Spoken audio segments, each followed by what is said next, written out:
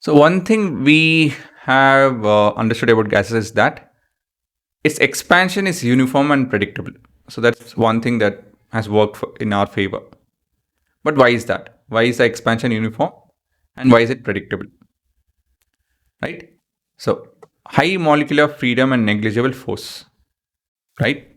So you can pretty much ignore the intermolecular forces, and the molecules are going to move at a very rapid manner and in a very free manner as when you increase the temperature. So gas molecules are not fixed in position like your solids, right? And have almost no intermolecular forces. They move rapidly in all directions with high speed. So this results in expansion that is same in every possible direction. Now, rapid energy distribution. So collision between molecules are extremely frequent. So when you're moving in a very unpredictable manner, obviously it leads to this.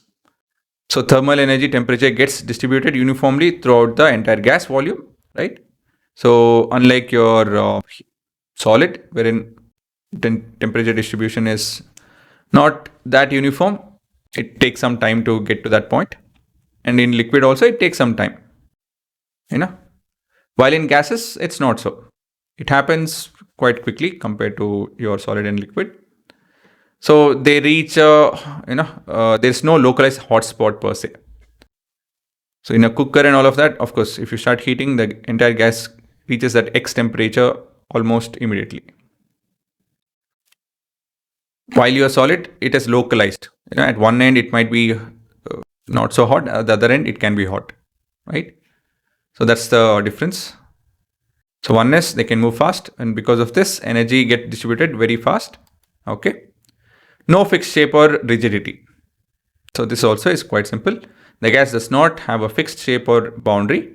When heated, it expands equally in every direction without any internal structural resistance that solids possess. Again, all of this is common sense. Now, straightforward relation to the temperature.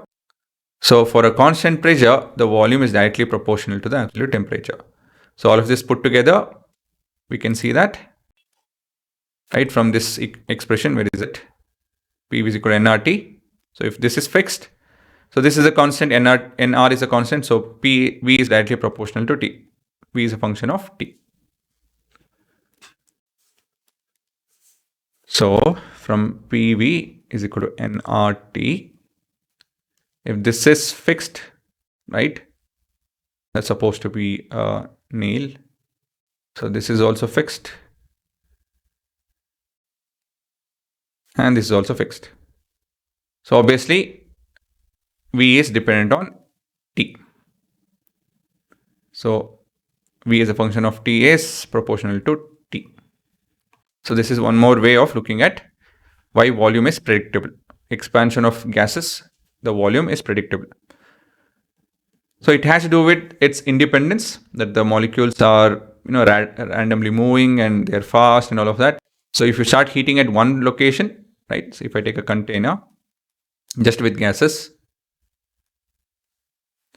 so even if I start heating at this point, even